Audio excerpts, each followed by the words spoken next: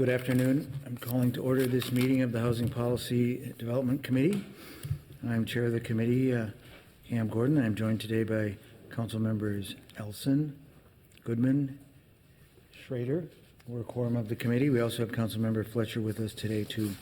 There's one item that's not on the printed agenda that I would like to put on the agenda, which would explain council member Schrader's presence, I believe, which should be before committee members. This is a staff direction that's related to housing and mixed-use development proposals for city-owned land and including some provisions that would prohibit short-term rentals in any residential project that receives city financial assistance.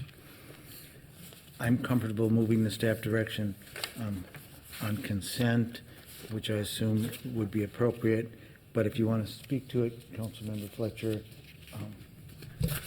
you could as well. Did you want to speak to it? Well, let's. Yes, please, Mr. Chair. Why don't you speak to it, and then I'll move the consent agenda. Terrific, thanks. And thanks for letting me sit on your committee. So this is just closing a loophole. As many people probably saw in the paper, some of my constituents were taken a bit by surprise when a property that had been developed as part of a competitive city RFP then was proposed to turn into short-term rental, and people said, how can they do that? We have an agreement about what this housing should be. And it turned out when we looked at the agreement, it didn't necessarily have the limitation on how the apartments would be used once they were constructed that we thought that it probably ought to have, given that it was city land that we were hoping to be developed into housing to be part of our housing market. And so this is a way of closing that loophole and creating real transparency and giving everyone assurances that when we're approving housing, we're approving it for housing. And if we're approving short-term rental, we're going to know that up front and be talking about what percentage of short-term rental is okay on a particular site. I appreciate your support on this. And just to be clear, we're not necessarily closing the loophole right now, but we're moving a staff direction forward, asking for recommendations that will come back to this committee. So it's the first step towards that. Appreciate that. With that included in the agenda before you, that would leave us two consent items. The first four items are public hearing items, so after consent, we'll go to those, and then there's two discussion items. But on the consent agenda, then, is the staff direction we just discussed, and also a resolution approving the Hennepin County Redevelopment Authority 2019 Affordable Housing Incentive Fund projects. Anybody want to discuss that item? Seeing none, then on the consent agenda, all those in favor say aye. Aye. Opposed say no. Those motions pass then. Then we'll move on to our public hearings. We have one bond issuance and then three land sales. We'll start with the land sale at 3114 36th Avenue North. This is to Daniela Thompson, and we'll have a brief staff report. Okay. Welcome, Mr. Ramadan. Thank you, Mr. Chair, members of the committee. 314 36th Avenue North is for sale through the Minneapolis Homes. Policies for the program were established by the council on December 11, 2015, and on February 10, 2017. The staff recommends the sale of 314 36th Avenue North to Daniela Thompson for its appraised value of $16,000 subject to conditions. Staff further recommends approval of the award of up to $20,000 in home buyer incentive funds to Daniela Thompson. 314 36th Avenue North was acquired on December 30th, 2010 from the Twin Cities Community Land Bank for $15,233 under the Neighbor Stabilization Program, and was subsequently demolished due to its dilapidated condition. Staff has continuously marketed this property to a program website that now reaches over 2,800 people. This is the only application received. The purchaser intends to invest $268,150 to build a 3-bedroom, 2.5-bath single-family home to live in as the owner-occupant. CPS construction management staff reviewed the plans and established that the estimates submitted were sufficient to meet the minimum new construction standards of the program. Notification was provided to the McKinley neighbor on April 25th with no response. I didn't have a chance to meet Daniela Thompson, so I'm not sure if she's here today. So I thought that might be you. But Daniela Thompson is here today, and if you have any questions of me. I don't see any questions at this time. Thank you very much. All right, thank you. And I'm going to open the public hearing at this time. And if Ella, if you want to come on and introduce yourself. Hi, I'm Danella Thompson. As Matthew explained, this is my architect who kind of designed the proposed home. But yeah, I wanted to be an owner-occupied home, born and raised in North Minneapolis. I work for Hennepin County. So yeah, it would be myself and 2 children in the home. Oh, how wonderful. It seems like a great arrangement, and thank you so much for your interest in, Yeah. in purchasing the property Yeah, and building a home there. thank you. Thanks for being here. Yeah. Is there anybody else who wants to speak on this? All right, then I'll close the public hearing, and then I'm Councilmember Elson. Thank you, Mr. Chair. Just wanted to thank Danella for being a North Sider and investing in the North Side, and excited to have you move into this home whenever it's ready, and I'll move approval of this item. Thank you very much. Approval has been moved. Seeing no further discussion, all those in favor say aye. Aye. All those opposed say no. That motion carries, and that land sale is approved. Thank you so very much. Now we can move on to our second land sale, which is 2803 Aldrich Avenue North. And again, Mr. Ramadan. All right. So, Mr. Chair, members of the committee, we have 2803 Aldrich Avenue North. Again, the sales were through the Minneapolis Homes Program by council action on December 11, 2015 and February 10, 2017. The staff is recommending the sale of 2803 Aldrich Avenue North to Richard Ayuk for its appraised value of $5,400, subject to conditions. Staff further recommends the approval of the award of up to $20,000 in home buyer incentive funds to Mr. Ayuk's pre-approved buyer, Anita Burns. 2803 Aldrich was acquired on December 30th, 2015 from Hennepin County tax credit land for $1. We've continuously marketed this property to now over 2,800 people, and this was the only application received. The purchaser intends to invest $239,350 to build a new 3-bedroom, 2.5-bath, single-family home to sell to the pre-approved buyer, Anita Burns, who will be the owner-occupant. CPED's construction manager staff has reviewed the proposal and found that it meets the minimum construction standards. Notification in this case was provided to the Hawthorne neighborhood on May the 14th, 2019. The neighborhood board voted unanimously to support the proposal for Mr. Ayuk on May 21st, 2019. The developer, Mr. Richard Ayuk, is here today. If you have any questions of me. I don't see any questions. Thank you very much for a clear and concise report. Then I'll open the public hearing and give anybody an opportunity to get up and speak who'd like to. So if Mr. Ayuk would like to introduce yourself and tell us a little bit about your plans, that would be great. I'm Richard Ayuk. I'm a developer, and currently I've just finished a construction in North Minneapolis, and then I want to move on to this one as the next project in front of me. So, Well, wonderful. Thank you so very much for being here and for doing this work in our city. Is there anybody else who'd like to speak on this? Then I can close the public hearing. And thank you so much for being here. Thank you. Councilmember Ellison, did you want to move this forward?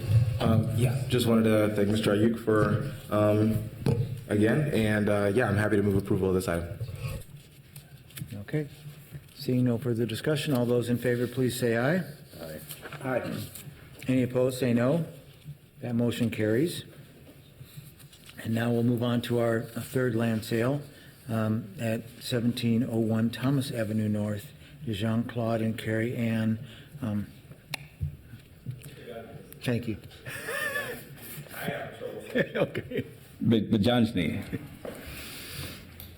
So staff is recommending the sale of 1701 Thomas Avenue North to Jean-Claude and Carrie Ann Bajanjni for its appraised value of $21,700, subject to the conditions. Staff further recommends approval of the award of up to $20,000 to Jean-Claude and Carrie Ann.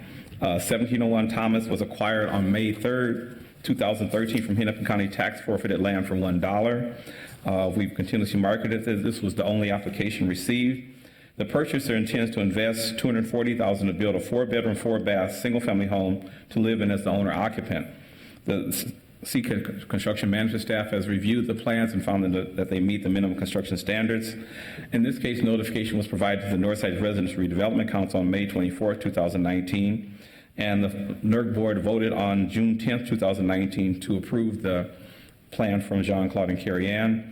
Unfortunately, they were not able to be here today. They are current Northside residents who would be moving into a home that they would own or occupy. Are there any questions of me? I don't see any questions.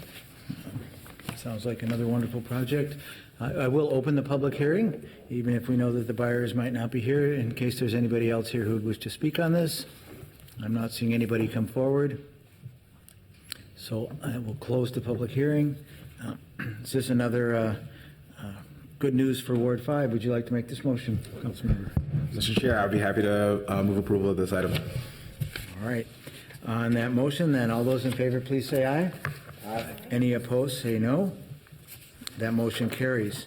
Now, our last public hearing has to do with a bond issuance for Madison Apartments at 501 15th Street East. And Ms. Bedell is here to make a report. Thank you, Chair Gordon and the rest of the committee. I'm Jamie Radel. I'm a Senior Project Coordinator with CPED's Residential Housing Finance Team. Today I'm here to give you a brief presentation on Madison Renewals, our LLC's request for up to $8.5 million in tax-exempt housing revenue entitlement bonds for renovation of Madison Apartments. These apartments are located at 501 15th Street Southeast in the Elliott Park neighborhood of Ward 6. There are 51 units on the property within 4 structures, including the historic Madison School Building, which is on the Historic Register, and 3 townhome buildings. The property was developed into housing in 1983 when the school building was converted into 29 apartments and 22 townhomes were built. After 36 years of use, the property is in need of significant rehabilitation and modernization, for which the developer is seeking bonds and 4% low-income housing tax credits to finance these improvements. The schoolhouse will have exterior, common area, and unit improvements, while the townhomes are in need of much more significant repair. The townhomes were built on wooden foundations, and those are currently failing. These foundations will be replaced with concrete foundations and footings, and foundations unit by unit. In addition, the building will receive new roofs, windows, siding, and door. Substantial improvements will also be made to the interior of each of the units, including renovation of the living spaces and new mechanical systems. General site improvements will also be completed, including those to the parking lot, courtyard, fencing, and landscaping. Rehabilitation of this property will preserve 51 units of project-based Section 8 housing, as the developer is working with HUD to extend the existing contract. The total development costs for this project are estimated at approximately $17 million, which includes a $1.3 million developer's fee. This fee is consistent with the city's policy. The developer has secured the other funding sources to complete this project other than the bonds which are requested today. Staff is recommending approval of the issuance of $8.5 million in tax-exempt multifamily housing and entitlement revenue bonds. If you have any questions at this time, I'm happy to take them. I don't see any questions at this time. Thank you for that report. We will have a public hearing on this as well, and I'll open the public hearing now. And I know that one person has signed in. Is Vanessa Hayes here, or Haight? Welcome. Thank you. Good afternoon. My name is Vanessa Hayes, and I'm Executive Director of the Elliott Park Neighborhood Incorporated. We've been closely following the proposed Madison renovation for the last 18 months or so. In that time, we've built a close relationship with the Madison Tenant Association, and have supported the Tenant Association as they asserted their right for a voice in the future of their housing. EP&I advocated for better communication between the foundation, the owners, and the tenants, and have hosted several meetings to bring the foundation and residents together to discuss priorities, including needed short-term repairs and longer-term renovation priorities. During those meetings, serious concern was expressed by residents and EP&I on the need for repairs in the school building, as well as concern about displacement. The foundation took tenant and EP&I concerns into consideration and came up with this new proposal, the proposal in front of you today, a project that makes needed improvements to both the townhomes and school building without off-site displacement. The comfort and safety of the Madison residents depends on this renovation project, and therefore EP&I strongly supports the bond request for the Madison Apartments and Townhomes renovation. The tenant association leaders are unable to be here today, but also wanted to express their support for the financing as well. Thank you. Thank you very much. Is there anyone else here who would wish to speak to this item? Maybe you can introduce yourself. Hello, I'm Todd Travis. I'm the president of the foundation that Vanessa was referring to, the current owner and future general partner of the LIHTC redevelopment. Some of you may remember this project when we brought it to this committee last spring. And like Vanessa highlighted, we did not necessarily do a good job of including the community's contribution and the tenants' thoughts into that scope of the rehab. Since then, we've been working with both groups to pivot and create a plan that would speak to the needs of the tenants and get the support of the local community. And all of us feel as if the new plan that we're putting forth would address all of those. Well, thank you very much for being here. Sure. Is there anyone else who would wish to speak during the public hearing? Seeing no one, then I'll close the public hearing. Councilmember Goodman. Thank you, Mr. Chair. I want to move approval of this and just make a few comments. This project used to be in the 7th Ward, but now it is in the 6th Ward. And I just wanted to note, I'm very supportive of what's happening, but more importantly, I'm really supportive of the neighborhood organization's work on this. And this says something about the importance of neighborhoods in helping to achieve city goals. The Neighborhood Association's board and staff were very concerned about what was happening with the tenants on this site, and instead of just sitting back, they actually helped organize the tenants to be able to come up with a win-win. So the owner developer is doing something good, and the neighborhood association is supporting their immediate neighbors. We don't see a lot of this kind of activity amongst neighborhood organizations who really step in and try to do something important, and this is a really good example of that. So I want to commend the Elliott Park Neighborhood Association for doing what we've asked you to do, which is stand up for the people that you represent and help be a bridge between the city, the property owners, as well as the tenants. Well done. I just really think this is a very good model of success that Mr. Rubador and others in NCR should pay a lot of attention to. Well, thank you very much, and I really appreciate those comments. I'm just very impressed with the role that the neighborhood organization played and also with the time that was taken to come up with this solution to it. So absolutely agree with Councilmember Goodman on this, and it's wonderful to see you come forward like this with this win-win. So appreciate that. Any other comments or on the motion? I'll call for a vote then. All those in favor, please say aye. Aye. Any opposed, say no. That motion carries. That concludes our public hearing section of the meeting, and now we'll move on to our two discussion items. The first is approving the creation of a new single-room occupancy or shared housing pilot within the Affordable Housing Trust Fund. And we'll have Angie Skildum making a report on that, and then welcome. Thank you. Good afternoon, Chair Gordon and members of the committee. I am Angie Skildum. I am the manager of the residential finance team in the housing division at CPED. On June 7th, the City Council authorized adding an additional $500,000 in CDBG funding to the multifamily housing budget as part of the adoption of the City Consolidated Action Plan.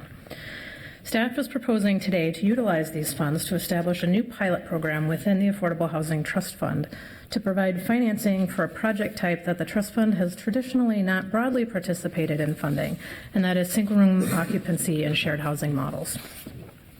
For the purposes of this pilot, single-room occupancy shared housing units are defined as sleeping rooms with shared bathrooms and shared kitchens. We are focusing on this housing type as a direct response to the homeless crisis and our experiences with the Navigation Center. SROs can be a cost-effective way to provide deep affordability for extremely low-income people who are homeless or at risk of homelessness, and there is broad support and interest in this model throughout the homeless response network. We know that a range of housing options will be required to address extremely low-income residents, and this approach is fully consistent with Minneapolis 2040, which specifically prioritizes review and revision of existing policies, programs, and regulations to remove barriers to support innovative housing options such as SRO and shared housing models. For this pilot, all trust fund program rules will apply with the exception of the following two items. First, the maximum award per sleeping room will be $15,000 per sleeping room versus $30,000 per traditional unit, and is capped at 30% of the total development costs as a maximum award. And secondly, the minimum project size is 10 beds rather than the traditional 10 units. In order to be eligible for this pilot, staff proposes that a project must have at least 50% of the project being SRO shared housing beds affordable to individuals at or below 30% of the area median income, have a viable path to city entitlements under current zoning, and demonstrate an appropriate level of supportive services for tenants. If approved by council, staff will advertise a short bonus application window for a couple of weeks for new applications, and eligible projects that already applied through the regular trust fund application process will also be considered. Awards will be made in conjunction with the regular trust fund awards in October. And we do acknowledge that this is a very condensed timeline, but this was a late arriving resource to us for which we are very grateful that we have this opportunity to strategically target it towards our work around preventing and ending homelessness. We are confident that we can award these funds in this cycle and also learn a lot about any potential future program adjustments that might be warranted if the council eventually considers and supports a more permanent program. Public comments on this pilot were received and distributed to the committee, and with that, I will take any questions.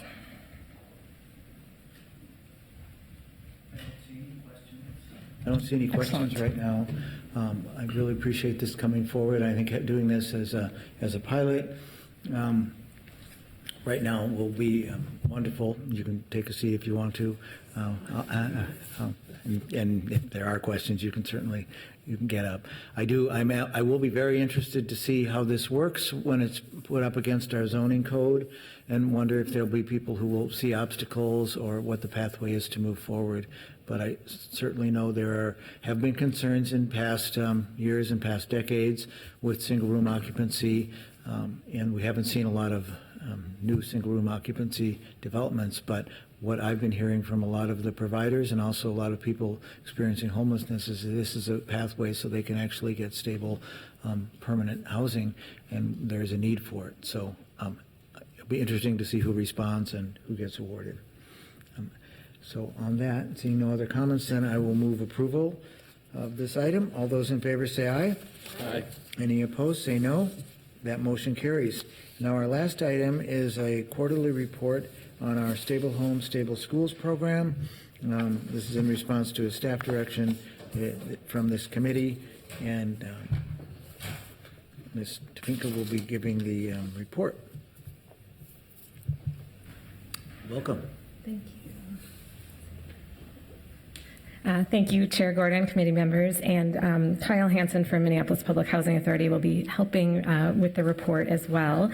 So as you mentioned, when we brought Stable Homes, Stable Schools for council approval earlier this year, there was a staff direction for us to come back and give quarterly reports on the progress of the program. So we're happy to be able to do that today. This slide here shows all of the partners involved, MPHA, who is administering the program together with Minneapolis Public Schools, in Hennepin County. The POLAD Foundation also has some funding in here. And a new partner you'll see since we last presented is the YMCA. They were selected as the service provider for the program through a competitive RFP process. And staff from all the partner organizations continue to meet monthly to ensure that the program is running smoothly and so we can address any issues as they arise. In addition to the quarterly reports, Council also directed staff to convene a steering committee for the Stable Homes, Stable Schools program. The steering committee is made up of policymakers and executive leaders from all of the partner organizations. City representatives include Councilmember Schrader, Councilmember Cunningham, the mayor, and our housing director, Andrea Brennan. We had our first steering committee meeting in June, and as we move along, the steering committee will also help be advising on policy issues for this program. And this is our first quarterly report because the program really kicked off on April 1st. That's when all of the agreements were in place, the service provider was in place, and families started to be enrolled in the program. And I'm not going to go through this in too much detail, but just as a reminder, MPHA and Minneapolis Public Schools are administering this program together. So school social workers identify families through the schools that are participating in the program. The school social workers refer the families to Minneapolis Public Housing Authority and help them identify which path they take. So if they're at risk of losing housing, there's funding through POLAD for the Housing Stability Fund that they can access that can be like a one-time rent payment or something like that to help prevent homelessness. The other track is if a family is already experiencing homelessness, then they're referred to MPHA for the rental assistance piece of this program. And on either track, they are eligible to receive services through the YMCA. And then I'm going to turn it over to Kyle to go through more about the success of the program. And we've seen really good results thus far, so he'll go into more details. Before I do that, I just wanted to touch on the budget number. The overall program budget, as you'll recall, was designed to serve 320 families. We're really still in a ramp-up period here. We have really good initial numbers, 58 families already within the first quarter eligible, but they're not all receiving rental assistance yet. So at this point, the spending for April 1st through June 30th is just over $130,000, and that's really just those ramp-up costs. But those numbers will continue to grow as more families are in housing and receiving rental assistance payments. So with that, I will turn it over to Kyle, and then I'll be back to close out the presentation. Good afternoon, Chair Gordon and committee members. I want to take a moment to point out a few things in program highlights. So one of the unique things about this program is really the collaborative effort between the social service providers, the YMCA, Hennepin County, MPHA, and the schools. We're all working in close collaboration, talking about each individual family, so their needs, identifying their barriers, and figuring out solutions together to solve the issues that they face in becoming stably housed. Technology has been used to collect data. We're currently using the HMIS system to coordinate with county programs. And we also have smart sheets that we're using agency-wide. Our families, we're finding, are not necessarily families who would be in the current systems. Many of our families are those folks who have been couch hopping, wouldn't necessarily qualify for other programs, or may have not been identified yet. So many of the families are folks who are deeply, deeply grateful for the opportunities, and it's been really exciting to see them gain housing. The program has been quick and responsive. Our staff respond to all referrals and connect with the families within 24 hours of the referral to us. The housing search time, once people hit the streets and start looking for housing, has been about 39 days to house a family. Compare that with a normal voucher family who's out on the street without the supports that this intensive program has, can take up to 120 days. So the program is working, it's efficient. Average Housing Stability Fund payments are completed within 11 days, compared to a longer time for other forms of emergency assistance. Oftentimes, we're able to get a letter of guarantee out to a property owner or a company that is waiting for a payment on the family within 24 to 48 hours, and then those checks are processed in our next check run. So that too, money with the POLAD fund has been very efficient. We've had extremely good buy-in from property owners, and that was one of the things that we identified right away when we started this, right, was that we needed property owners to step up with units. The mayor worked with MHA to attract new property owners. We've done a lot of programmatic work in outreach to property owners, direct marketing. And to date, there have been 29 new units that have been brought forward that wouldn't have otherwise been in the mix for these families because of the marketing efforts. The YMCA case management goes beyond just helping the families find the housing. It's follow-up supports and helping with barriers that led them to be homeless in the first place. One of the wonderful things about the Y as a partner is that they actually, in many cases, are already aware of the families because of their work in the after-school programs for the schools. So oftentimes they're already involved in the child's life and have been able to expand that to the entire family. So that has been exciting. The main challenges for the program, again, identifying those units in a very tight market is the biggest thing that we face, but we are working hard to do that and so far have been successful.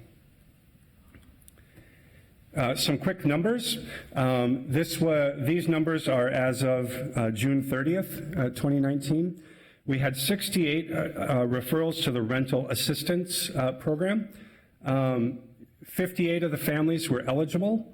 And at the time of this report, 20 were in process, 31 out searching, and 7 families had been housed. As of today, however, our current numbers are 19 families that have been housed, and there are 22 who are out searching with that assistance from the YMCA. For the Housing Stability Fund, we had 55 referrals in that first quarter. 49 families were eligible. 13 of those were in process at the time of the report, 13 approved, and 23 received assistance. However, as of today, we have assisted 40 families and 20 more payments are in process pending. So those numbers have increased significantly. I think the remarkable thing is the very bottom number, which is the rental assistance program. There are already 193 children that are being served through this help, and 164 children whose lives have been stabilized by the Housing Stability Fund. Councilmember Ellison has a question Yes. related to this slide. Thank you for the presentation so far. I'm excited to see the rest of it. Just had a question about the folks who are ineligible. I get it. Anytime you have a program that has criteria, there are going to be people who aren't eligible. But could you help explain sort of what would make someone ineligible? Yeah. So for the rental assistance piece of it, it may be that they're already receiving other federal subsidies, and we can't double up on that subsidy piece of it. It may be that they were over income, and there may have been an instance or two where there was they had already been on a program, and because of the way the program was terminated, they didn't qualify for the new help.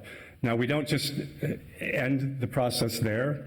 If they're not eligible for that piece of it, they're still referred to the Y for services. We're still actively trying to help those families identify either other means of help or addressing the barriers that they still face. So we're not just, dropping the relationship there. For the Housing Stability Fund, anything that would have been a program denial there would have revolved around would the money actually solve the problem that the family is facing, and is it the right assistance for that? If not, again, we talk to the Y about other options for the families or other means to find other sources of funds that can collaborate with ours to come up with a larger total. Cool. Thank you. Appreciate it. Right. Just real quickly, this is children served by age, and I think if you look at all of the studies show that you want to target children under the age of 12 to have the most impact on the lives for their future. And this is exactly what this slide is showing, that we are right in that ballpark of the 6 to 12 age children are the ones who are being impacted the most by the program. This just shows the growth of the program. It's similar to the numbers I discussed earlier, but you can see that we had initial ramp up in April and May, and ongoing reports will show that this continues to grow. I wanted to show you this information because it shows that we're not just in one area of the city. We really are having an impact citywide. And you can see that schools in all areas of the city are being served and people are being housed in many areas. Are these all the schools that were listed and targeted at the beginning of the program that you're showing here? Yeah, there are a few that haven't had a family housed yet, but Okay. As they are, we'll add them to the map. And how many schools total were there? There are 15. 15? Yep. Thank you. The demographics of families, again, the breakdown by race and ethnicity. We have, for the rental assistance, 63% of our households are single-parent households, and 83% for the stability fund are single-parent households. And I think Katie's going to take the next couple of slides. I thank you for your time. Thank you very much for all your work on this and for the report. So before we close, we just wanted to also touch on the plan for evaluation. So as you can see, we're tracking a number of different data points already. But another important piece we wanted to track is school performance. And so Minneapolis Public Schools is tracking a number of the items here, looking at things like increased parent engagement, behavior at school, and academic indicators. We won't likely have early results for that information until maybe middle of the school year, this upcoming year, or next spring. But just wanted to let you know that these are all things we will be looking at to evaluate the outcomes of the program. Additionally, we are still working with the University of Minnesota on a research plan for a more robust evaluation of the program because they already had plans underway to evaluate similar rental assistance programs at the state level. So we're partnering to be able to participate in that robust evaluation. So just to close, wanted to let you know kind of the next steps for the program. It's really continuing enrollment of families. Minneapolis Public Schools has set up a hotline over the summer that families can call since they won't be directly interacting with school social workers. They can call this hotline and still get referred to Minneapolis Public Housing Authority throughout the summer. But school social workers will be back to work August 15th and will be re-engaging with families more directly at that point. And then we expect there to be more ramp up in families being referred to the program at the start of the new school year. Another thing our team has talked about is creating a family advisory council that can also advise the program partners on ways to improve the program. And we anticipate that a family from that council would also be part of our steering committee. Our next steering committee meeting is scheduled for September, and then we expect to be back here with another quarterly report in October, and hopefully we'll have even bigger numbers to share at that point. And I did just want to acknowledge there are project partners here from Minneapolis Public Schools and Hennepin County, so if you had specific questions for them, they are in the audience.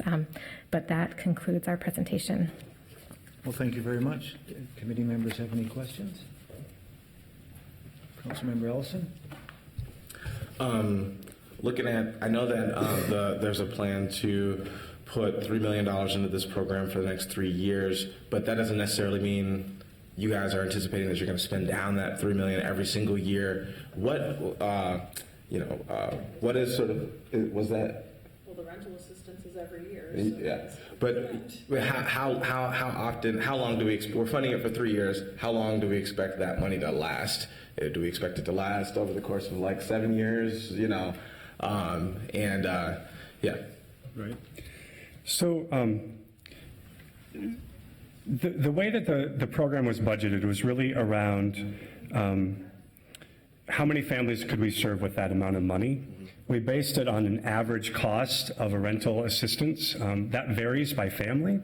So it really depends on the situation of the family, whether we're paying $300 or $700, so there's a little bit of variability there.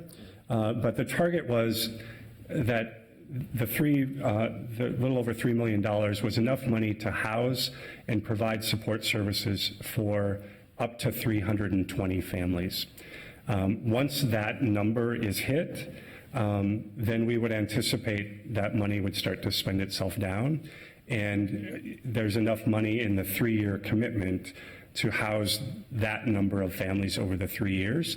Our hope is that it's not a permanent subsidy for the family, that they can, once they have been stabilized and worked with the Y on identifying other means of support, that they could decrease the amount of subsidy that they would need as they gain income or employment. And then that would allow us to continue to serve other families who are coming onto the program. Okay, thank you. Yeah. I know that we're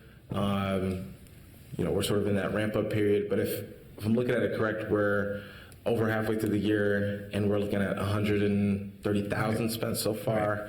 How quickly come October, are we looking at that to jump up we're going to spend 5 times that much, or what are we sort of projecting? Yeah, so, we're continuing to add folks to the program every day. Like I said, there's over 20 that are out looking. And those numbers can start to add up pretty quickly as people are housed and those rental payments are made every month. I don't think we'll be at 5 times the amount by October. It took us a little longer to get started this spring than we had hoped. But the reality is this was something that we, in concept, talked about a year ago in August. To be here a year later and to have folks being housed is, I think, a pretty tremendous effort by the partners. It's hard to predict how many of those families will be successful in their housing search, but I would anticipate in October we'll have a much larger number of dollars spent for the program, and we will be able to budget out what that would look like for that final quarter of the year. And then it'll be up to the city how the leftover funds are allocated. Our hope is that they can carry over to continue to support the program. Obviously, the human impact here of this program is amazing. So I want to thank all the partners. I want to thank you. I do continue to have 2 basic concerns. One, I think a lot of the council has voiced, which is that we're going to create this really cool resource, and then it's going to be gone in a flash, right? That it won't be sustainable for us to continue funding at this level, and that while some families sure are going to transition out, and I hope that they do out of the subsidy, that opportunity either won't be present for new families or at some point families who are still taking advantage of the subsidy are going to be cut off, right? Yep. That continues to be kind of an active concern that I have. I wonder, like you said, the inception of this concept was about a year ago, right? And I'm concerned if this 3-year commitment, maybe it should have been over the course of 9 years, right? Maybe it should have been. I'm concerned that maybe we over-resourced this program where we didn't really have the ability to meet the need or meet the capacity that we were looking for. So that's sort of the basis of my questioning. But obviously the human impact that we're having on these families who are able to take advantages is undeniable. So thank you, and thank the partners for that work. I appreciate that. And just one final comment related to that. We continue to seek out philanthropic supports, look for grant opportunities to serve families on this program in similar ways.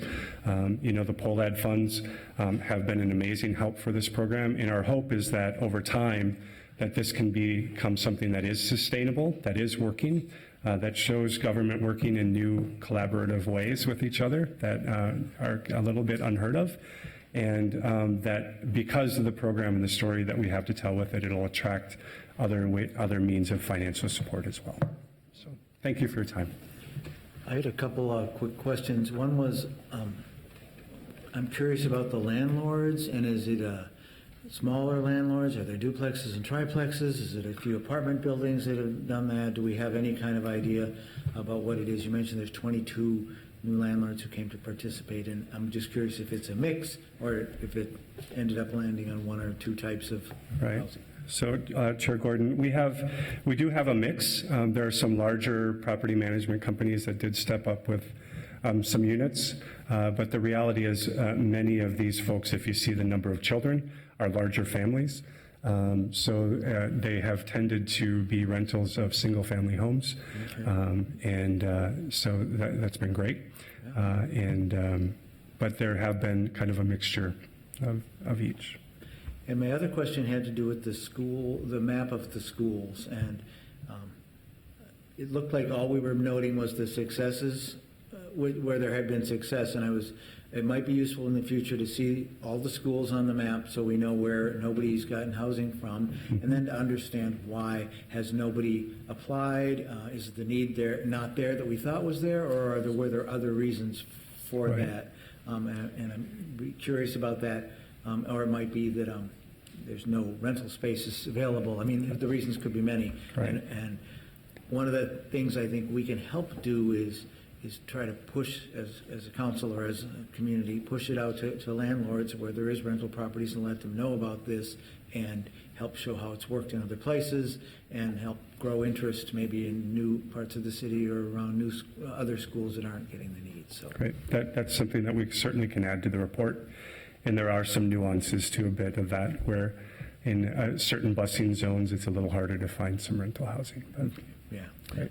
All right. Well, thank you very much. Thank you. I see another question too. So Councilmember Bender. Thank you, Mr. Chair. I think my comments or questions kind of piggyback on a couple things, but since Councilmember Gordon just asked, I have spoken with a number of my neighborhood organizations in my ward, which is heavily rental, as many of ours are, and I think they could be an exciting partner in helping promote this program along with 4D and others, as they're really interested in working with especially the small local landlords.